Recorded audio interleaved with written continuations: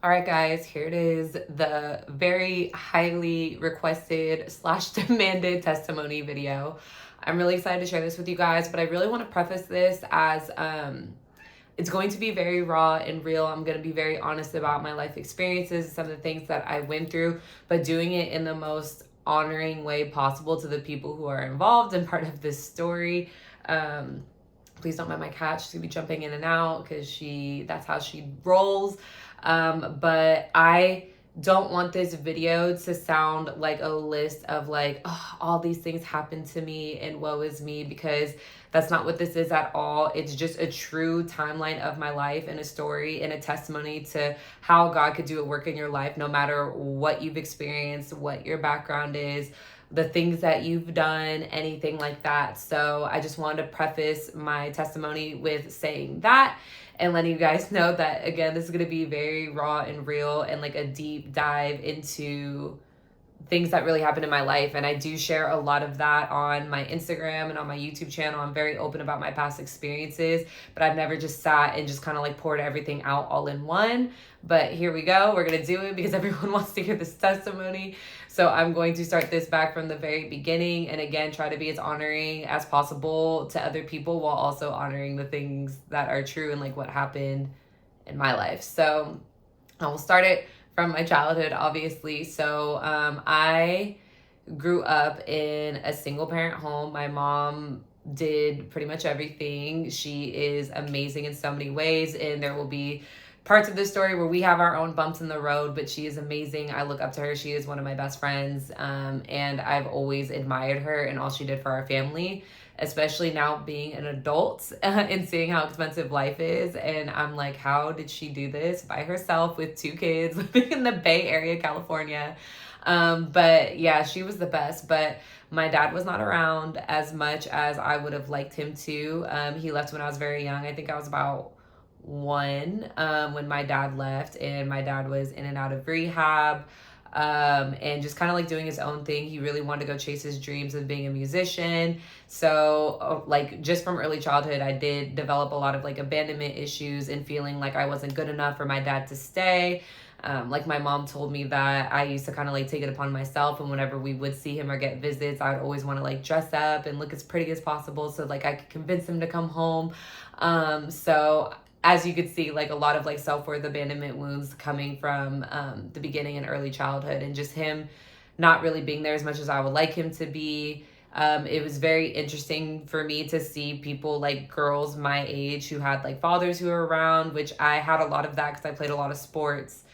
So a lot of my teammates had really close relationships with their dad, but it was so foreign to me, and it was almost weird to me. Like it made me uncomfortable, like seeing girls like sit on their dad's lap or whatever. Like it made me feel weird almost. Like I don't know how to explain it because it was just so foreign to me. So that's kind of like what my child was going up, all the way up through, you know, elementary school, high school, whatever. So like when I was in elementary school, I got bullied a lot. As you guys can see, I'm kind of a skinny gal. But I was always teased for my weight. I was always accused of having eating disorders. I was always accused of throwing up my food or not eating. That's actually been my whole life kind of thing that still happens to this day, but I've been working on it, and the Lord has been working on that with me to just appreciate the vessel that he put me in. But that was a really big struggle for me in my younger years, is dealing with that and dealing with bullying and feeling like I was really ugly, people calling me ugly. And that was a struggle that I really had. So I had a lot of insecurity around that time as well. So fast forward like into high school, I have all of these underlying issues going on. I have, you know, stuff going on with my dad. And then I get into this relationship, and this relationship is super just like sexually, verbally, and emotionally abusive. And that just kind of is where life kind of started to spiral. And then simultaneously at the same time, my cousin, who was only like a year and a half older than me, got diagnosed with cancer. So there was a lot of stuff going on like in my high school times of like dealing with all these identity issues and dealing with figuring out who I was and trying to understand why things were the way they were, while also trying to like hold in my safety and my family safety and the relationship that I was in. And this is a huge reason why for me, when people are going through abusive relationships and everybody else around is just like, why don't you just leave and blah, blah, blah. I understand more why people stay is because you feel stuck and you're scared to leave and you don't know what they're going to do to you. You don't know what they're going to do to your family members, like, because they're just not all right mentally and everything else. And like it's like an unhealthy obsession and attachment. And so when you're in those situations, it just kind of gets really scary. And when I was going through that, that's when I started, becoming suicidal. And I was just like, I want to be the one to do it. Like, I'm not going to have him take me out. Like, I just was really struggling with, my suicidal thoughts at that time. And then I had a really weird relationship with that too. Like, I would go to do things. I would like cut myself. And then I would go to like, I would stare at pills and be like, just take it, just take it. And like, I used to be mad at myself because I thought I was too weak to not like do it and just like finish it off and just really like commit to it. But I was scared. And so that was just like a whole mental struggle that I was going through at that time. And then my cousin passed away and everything else. And so I just kind of like lost it, honestly. That's where I kind of started to spiral. My brother was kind of struggling at that time too. And that was the worst that I really had seen my brother. So it was a difficult time, like in high school. And this is kind of when I started tapping into things I didn't need to tap into as much. Like, I was never really a big drinker or anything like that in high school, except for with my ex. Like, his friends would always have me drink. They always drank Bacardi 151. Ugh, like that was the first alcohol I ever drank. And so I would take sips of that with them sometimes, but I never was like partying like that. Like, I smoked weed in high school a couple of times, but like I never was like super into that. And then at that time too, because of the relationship I went through, my relationship before that, I was like cheated on, and I got back with that person after, and they're still doing the same things, but I just was lost in like the abuse, the self-worth, the abandonment, the not enoughness, the feeling ugly, the body dysmorphia, like everything that I had going on. And I was afraid of men, literally afraid of men. And so I started dabbling into dating women. And so the first girl that I ever like dated or like hung around with like that was in high school. And then college came around. So I graduated high school by the grace of God. And I could have gone to D1 schools and ran track. I could have gone to D2 schools and ran track, but I was like, I'm going to go to community college and I'm going to go play basketball. So I go to community college and I play basketball, and all of my teammates, literally all of them, I think except for like 3 of them, are lesbians. So obviously I just get even more dabbled into that lifestyle. And I felt seen, I felt like understood, because I forgot to mention too, I grew up in the church. My mom took us to church every single Sunday, but there was so much going on in my life that I couldn't really focus on or believe what we were learning in church or any of that. Like, I just was so disconnected from the church at this time. I just was there because my mom brought me there and I had to go. So I felt seen and heard by my teammates, obviously, and like understood. So dabbled more into that. And then my mom found out that I was dating women, and that was a whole thing. And also my mom loves to highlight too that I was just such a little B word at that time, because so when I was 18, I started going to this college. This is when I started drinking a lot. Like, we were drunk every night, driving around the city, like doing things we shouldn't have been doing, like waking up in the morning, drinking again, like constantly in a state of intoxication. And it was pretty wild. So my mom basically was just kind of like, you're wilding out right now. You're dating women. Like, you're turning up. You're being a B word. You gotta go. So my mom kicked me out. I moved. I was house hopping for a while. And then my friend's mom opened their doors to me. So I ended up living with them after couch surfing for a while. And then I like begged my dad to let me move with him to Oakland. And so I moved in with my dad in Oakland, which was actually a really healing experience for our relationship. My senior year of high school, we had to do this exercise. I was participating in what was called Sober Grad, and it was this whole thing about not drinking and driving on graduation night, which is ironic, and we'll get to that in a minute. But we had to write a letter. They had us go through this whole visualization of like dying, of us like being on this hospital table, and like if there's one person that you wanted to say something to, who would it be and what would you say? And so I wrote my dad this like 4-page letter. I'm writing you a 4-page letter. But I wrote him a 4-page letter, like front and back, just saying everything, how I felt, the anger, the disappointment, the sadness, the brokenness, like everything. And I gave it to him, and we never talked about it ever. We've never sat and talked about it to this day, but our relationship did change after that. But I was begging my dad to let me go move in with him. So eventually he said yes. So I lived in Oakland with my dad for about a year, which was actually a really healing time. But that's when I started smoking weed a lot more too. But me and my dad would just like kick it and like talk about life, and I understood him like as a person more, which was healing. Like, I wouldn't say that we have like that father-daughter relationship that like you would want to have with your dad, but we have a dope relationship, and I'm so grateful for it, and I love him, and he's come a long way himself, and I'm so proud of him. But yeah, like obviously in that time I walked away from the church. I turned my back on the church because I felt rejected. I felt embarrassed. I felt shameful. And my mom kicked me out, and then I had resentment towards her. And then I was living in Oakland. I was still partying. I was, I went from like homeless to having it all together. Like I found a job. I bought a car. I was commuting from Oakland to Fremont to go to school. And it was just kind of like a wild year. And so, that all happened. And again, like just drinking a lot, smoking a lot, partying a lot. And this is kind of when I started like raving. I started like popping pills. I was selling drugs at the time to make more money because I was paying all my own bills and paying for school.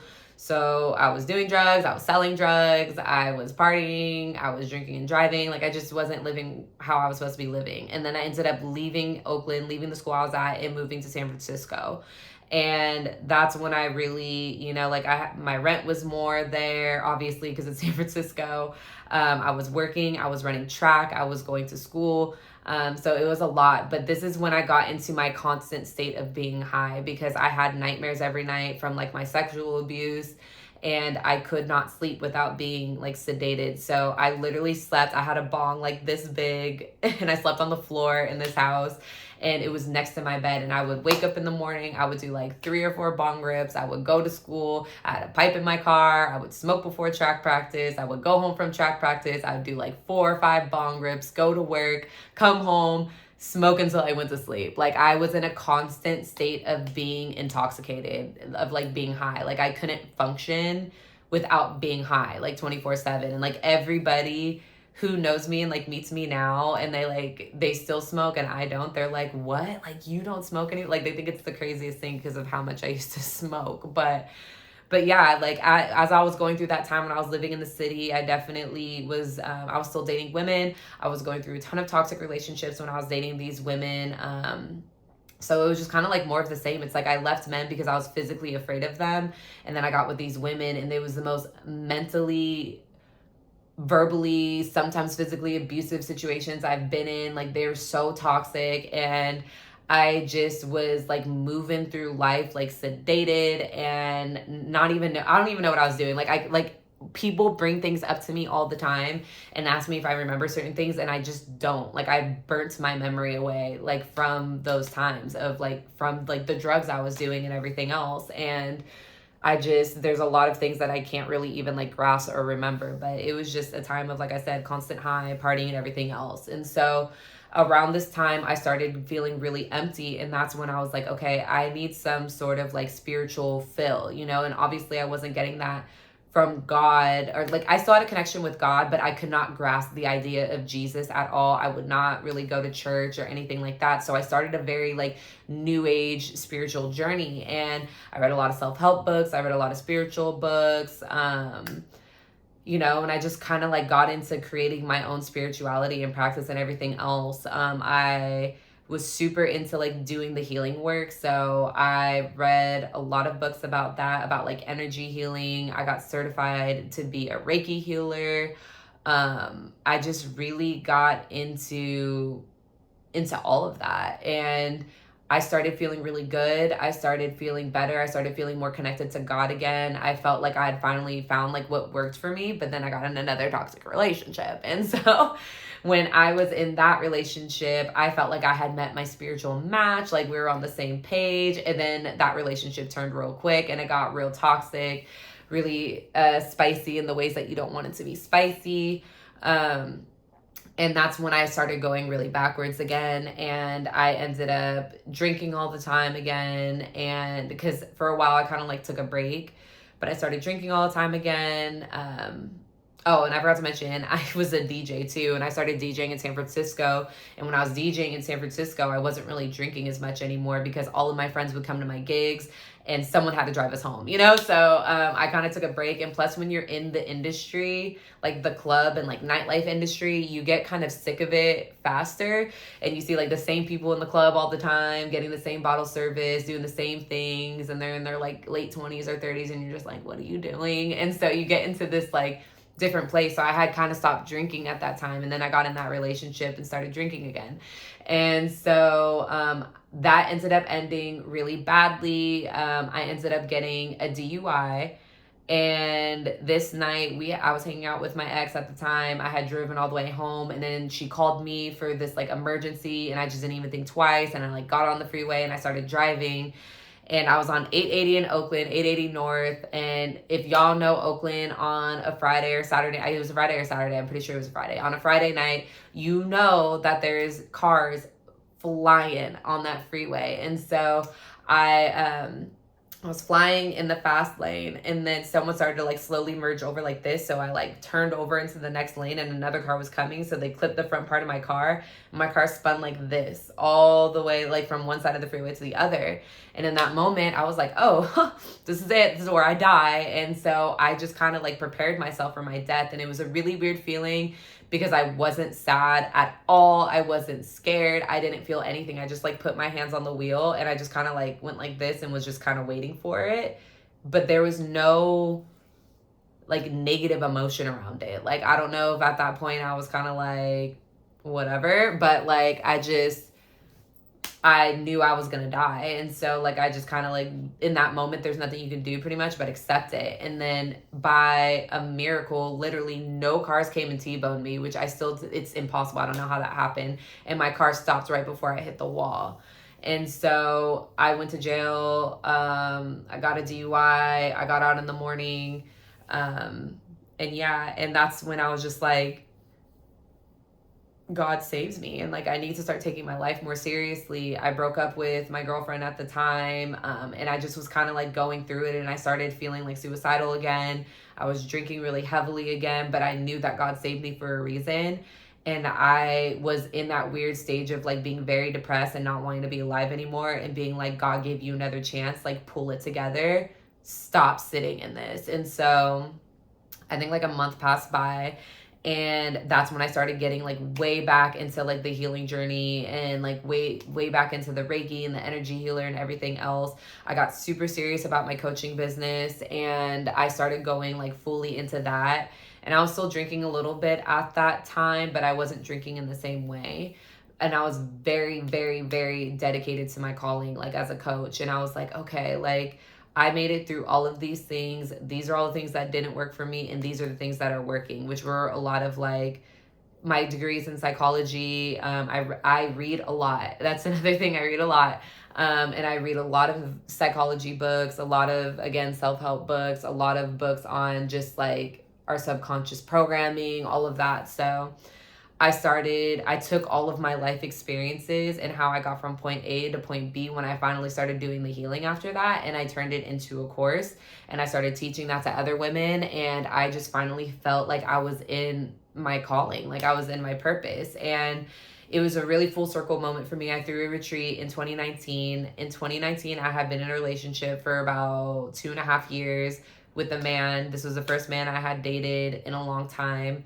We got engaged, like everything looked good on paper. Like we went to the same high school together. We had all the same friends. We moved out from the Bay into Sacramento. We got a house, got engaged, like I said, and like we're ready to kind of like start our lives together. But that was just another relationship that was very triggering for me, because it was like begging for the bare minimum and like trying to not do what I did in all my other relationships that were super toxic, and be able to like speak things out with kindness and love and be like, I really love you, and that's why I want to have this discussion. I'm really struggling with ABC in our relationship. Like, what can we do to make that better? Like, trying to be really intentional with the communication, and it just still like really wasn't working, and they were just kind of like doing whatever they wanted. And it was more like, I'd rather ask for forgiveness than to ask for permission, because everybody who knows me knows I'm the most forgiving person in the world, and my friends like hate it about me. And just so I tried to act differently in that relationship and be less toxic, like not yelling, not fighting, like not acting like that. And in that, I struggled to also create healthy boundaries and like be very clear about my needs and like my non-negotiables and stuff. And I let too many things slide. But I was struggling with that, but everything else in my life was great. Business was great. I loved coaching. I had finally like done the internal healing for the most part, except for obviously the relationship aspect of things. And I just had such a full circle moment when I was at my retreat in 2019. I had like 12 women there. They were amazing. The experience was amazing. And we sat and did a closing circle at the end of it. And everybody went around and talked about their experience, why they came there, and everyone's bawling, crying about their experience. And then as my turn is coming up, this song, Sarity by Vallis Alps, I love that song. I used to listen to it all the time when I was really suicidal. And that was the song that pulled me out of my depression. And around that time that I was talking about, not the first time when I was in high school, but the second time after my DUI, that's when I realized that I knew that God saved me, because I'm supposed to use my story to help other people. But I was like, how am I going to do that? Like, I'm not equipped to do that. And that was back in like 2017 or 2018. And so to like come around a year later in 2019, and I've had like multiple sold out programs. I had my retreat, and these women are having these life-changing experiences at my retreat. And that song starts playing when it's my turn to talk. And I just start like bawling, crying. And I was like, you guys don't understand. You guys don't understand this song, because that song playing at that moment was such a full circle moment of like, oh my gosh, I used to listen to this when I was so depressed and I wanted to die, and I wanted to help other women and I couldn't even help myself. Like, and now I'm here and this song is playing at my closing circle of my retreat. And it was just so beautiful. But I felt like I was really, really good at helping other people through their healing journey and to get them where they wanted to be, but there was still something missing inside of me. And I was really struggling in my relationship, and I just felt like something was off, and I felt like something was wrong. And we went on a break for like months, but like still lived together. And I thought that would like show how serious I was about this. But nothing really changed until they saw how serious I was. But by that time I was completely checked out. And so that happened, and I remember asking about someone that they worked with, and it was nothing. We broke up. I lived there for a couple more months. I moved out. As soon as I moved out, that person I was asking about moved in. And one of his best friends told me that there was something going on when we were together. And so that was such a moment for me. Like, it was like all the healing work that I did, I knew like I felt like something was missing, but like all the healing work that I did to get me to, like feeling better, like feeling strong enough to leave this relationship or whatever, everything came crashing back of like the not good enoughness. Like, people always cheat on me. Like, why was I not good enough for him to change? And then on top of that, he left me, or he had someone else, and like So I spiraled after that engagement ended. So it was a really interesting time after that. So I moved out. Obviously, I moved in with my best friend at the time. And why did I say at the time? She's still my best friend. But I moved in with my best friend, and that was a really like testing time of my life too, because she had also gotten out of an engagement around the same time, and I wanted to take time to heal, but she did, kind of was just like doing her own thing still. And so like I was kind of struggling being around that while I was trying to like go through my healing work and stuff like that. So that was a journey in and of itself. But in that year, from 2020 to 2021 was just like crazy. Like I was friends with people that like partied all the time, and so we were like constantly drinking and driving. I got in another drunk driving accident. I had men like violate me in that time and stuff like that, which is another reason I stopped drinking, because like I had like I feel like when I'm intoxicated, I can't protect myself, and like I freeze up. And because of my sexual abuse and things that I've experienced, I'm a fighter usually, like with any other situation. But when people try to force themselves on me sexually, I get scared and I freeze. And so I had like some things like that happen to me that really like threw me off and triggered me and had me like messed up for a while. And so, I went through an experience like that with a friend of a friend's, baby dad or like whatever, and like that just like threw me into a spiral. And I was just like, oh my god, I'm sitting in this place in my life, like I should have been married by now, and this fool is just off like with the next, and I'm like sitting here getting violated by men and like having men try to like rape me literally, and like this is what my life is, like how am I here? And so I just kind of like lost it for a little bit. I stopped coaching because I didn't feel like I had the mental capacity to really like help people and be there for them the way that I wanted to. And I felt like I couldn't serve people. And in that time, God was doing a really big breaking in my life and was literally just breaking every part of me open and spilling it out and laying it out for me to kind of like deal with it and like also help me process it. And while I'm simultaneously going through this process that has me like distraught, literally, I started seeing a lot of people that I knew in the New Age community or the spiritual coaching community start talking about Jesus. And I saw it so much. And I was like, what is going on? What am I missing? Like all these people are coming back to Jesus. Like, and I would try to listen to other people's testimonies, but it was always weirdly like at night, and I would get tired and I would fall asleep during them. So I never really actually listened to anybody's testimony or got to hear it, but it was enough to put like a bug in my head about it. And I was just like, I'm missing something. And I kept feeling that way. And my best friend and I were at Topgolf one day, and we were just, like I was working on my computer, and she was just, like we're golfing or whatever. And she was just like, dude, I think I want to go back to church. And I was like, that's so weird that you say that, because I think I do too. And so I started looking up churches in Sacramento, because I'm in Sacramento. And I found Project Church, and I watched some of their videos, and I was like, they seem lit, let's go. And so what I will say about the New Age community is like, I really truly believe that it's a lot of people who are craving that spiritual connection, craving the supernatural, but they have church hurt and they refuse to get it through Jesus, and they just don't understand Jesus, because that's where I was. And we're all looking for that supernatural, but I never had like supernatural experiences when I was in the New Age either. Like besides like Reiki felt supernatural to me a little bit, but I never had, and I was a tarot card reader and all my readings were always on point. Like that was kind of cool, but I was just like, I'm just intuitive, like I just didn't really think much of it. But when I went to church, my pastor there was like, I've never seen you before. Like, what's your name? And I like gave her my name or whatever. And she asked to pray for me, and she prayed over me and just like spoke over my entire life of where I came from, where I was going through and everything else. And that was a supernatural experience that like I had always been looking for and always been needing. And that made a huge difference for me. And I was like, oh my gosh, like I have to come back. And basically I started going to church there, and I just dove.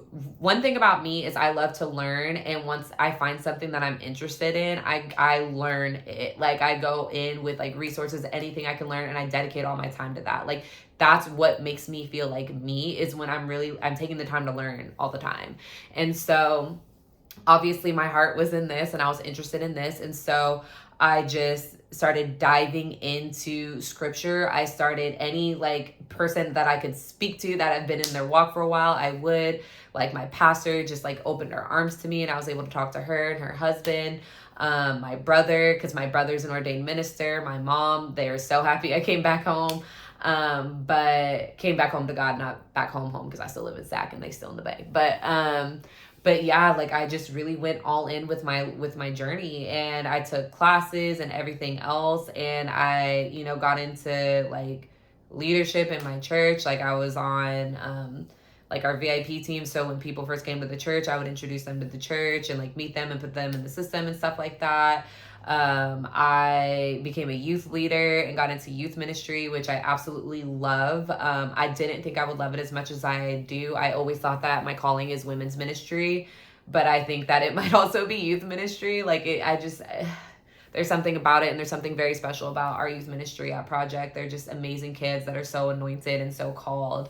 And then after going through like a spiritual boot camp with one of my mentors, I got on our prayer team, and I talk to her a lot. Tara has been such a huge part of my journey. Tara and Chrissy, like I just love them so much, and like just amazing friends that pour into me, like Whitney, Aisha, Brooke, like just amazing people, Gina, Renee, like amazing women that walk with God and just taught me so much about myself and exposed so much and like gave me deliverance from a lot of things. And like they meet me where I'm at with my struggles, because I do have giftings in helping people go through the healing journey. I just was doing it the wrong way. You know, I wasn't like, I could still help people heal by, you know, I help them by praying for them and listening to them and giving them words of encouragement and getting words of wisdom for them. And like, God will give me words for people, which is amazing and a beautiful thing to experience and a great way to be able to use that. But bringing people to Jesus is just so powerful in and of itself. Like being an ambassador of the kingdom is just huge. And so I was always in my calling, but I was doing it the wrong way and I wasn't giving glory to God. And so being able to learn all this stuff and like have people see me and be like, and call it out in me of like, you are scared that you're riding the line of new age too much or whatever. God knows your heart. God knows that you're trying to work for him. Stop getting in your head about everything, which has been amazing. But obviously that's something that I still always try to make sure like everything is coming from scripture. Like everything goes back to scripture. But yeah, like my journey has been a very long one, but I really feel that God had me go through this journey so he could equip me to speak to people who go through abuse, who go through the abandonment, who go through the insecurities and the body dysmorphia, and to really reach the people who have church hurt and the people who have felt rejected by the church or misunderstood by the church and have ran away from the Lord and like turned their back on the Lord, but are still hungry for that. And to be able to show them like what Jesus is. Like Jesus, I think people are so scared because this is where I was like, no, like the Bible is just a rule book and like religion is just like to tell people that they're wrong all the time or whatever, and if you don't do this you're going to hell. But like I just had it so wrong, and it's because so many people do it wrong. There's so many condemning people that it's like no, like even now it's like I'm Christian or whatever, but like I walk with Jesus. I strive to be like Jesus. I strive to carry the love of Jesus on me and the presence of Jesus with me so that people can experience his true unconditional love and goodness, so that they can see that. Because that's the thing, is so many people think it's their job to condemn people and everything else, but it's like the first thing that we need to do is show people the unconditional love of Jesus and who he is, the heart of Jesus, and bring them to that, to open that door to them, for them having a relationship with Jesus. And then the Lord's going to do what he's going to do. You know what I'm saying? Like the Lord is going to convict people when they're supposed to be convicted, and he's going to start doing that work in them. It's our job to just show them the goodness of God, that there's no shame and guilt here, that if you give your life to him, like he will heal you, he will help you, he will guide you, you know. And it's our job to show people like that unconditional love and to carry that with us. And I think that in my experience, I felt like I was being condemned all the time, or like, don't do this or you're going to hell or like whatever. Like even in my journey of being like in same-sex relationships, like I was convicted the whole time. I didn't go to church anymore, but I was convicted the whole time. And I was like, oh my gosh, I'm going to go to hell for that. And that was another thing that drove a wedge between me and the Lord, was like, God, like this is my heart, like genuinely, like I love women. Like, why don't you understand that? Like, why am I going to hell for that? And I was just so broken at the time that I couldn't understand what was going on. But like the Lord has really like delivered me from same-sex sexual attraction. Like obviously I could acknowledge when a woman is beautiful, but like I have no desire to like date women or anything like that anymore, because I truly know like it came from abuse, abandonment, hurt, not being able to trust men from the time I was a kid, you know? So God has really like delivered me and saved me from so much. Like I've been, at the time I'm recording this video, like 5.5 months sober, which has been amazing. I stopped smoking weed a long time ago. I couldn't even tell you how long it's been. It's probably been about like 5 years, probably more. But drinking has been my problem, because when I drink, I like black out. I don't drink. I wasn't like the frequency of drinking. Like I didn't have to drink every day, but when I did drink, it was like shots on shots on shots for no reason. But yeah, that's pretty much my testimony from beginning to end. Like it was just a lot of like lostness, a lot of like insecurities, a lot of abandonment and not being enough. and just spiraling that with all of like the toxic relationships I was in, the substance abuse, the scarcity mindset, because once you're like homeless, like you have a scarcity mindset. And I also grew up with a scarcity mindset because I had a single mom and money was always tight. And so I've always been on a survival mode kind of thing. And ever since I've come to the Lord, it's like the true feeling of having a father. It's like having a father for the first time for me, like truly having that father that loves me, cares for me, provides for me, is always there for me whenever I need him, like will heal me, will do everything in me. And it's just such a blessing. And I just don't know how I lived my life without the Lord this whole time. I don't know how I did it, but it's just so funny to like go back and look into the new age and what I was doing, where I was at. It's like I was so hungry for the Lord and I just didn't know it, because I was so in a place of just denying him and not even being open to hearing about it. But the new age is just such a counterfeit of the word of spirituality. Like it just takes things out of the Bible and twists them and everything else. And it's just it's so funny. And like, it's such a trap too, because in the new age and in spirituality, it's like, oh, like you can do anything, like you are your own God, or like you're a co-creator with the universe and like blah, blah, blah. Like you don't need anything outside of you. You have it in you. But it's like the problem with that is when you can't heal yourself, or you are carrying all these things on your shoulder and you're tired and you can't do it anymore. You're like, what's wrong with me? They say that I can do it on my own and I don't need anything. Why can't I do it? Like it's such a trap. And in my head, it's like the Lord wants to carry your burdens. He wants to take all those bags for you. He wants to help you through all these things. He wants to provide for you. He wants to help you heal. Why would you not want that? Why would you rather take the time, the energy, the effort, the pain, the everything that you go through trying to do it yourself when the Lord wants to do it for you? It's like, it's so silly now when I think back at it. But if you're watching that or watching this and you're in that place, like I understand, because I was there. If you are like curious about the Lord at all, like, or Jesus or anything, just please comment below or reach out to me, because I would love to talk to you.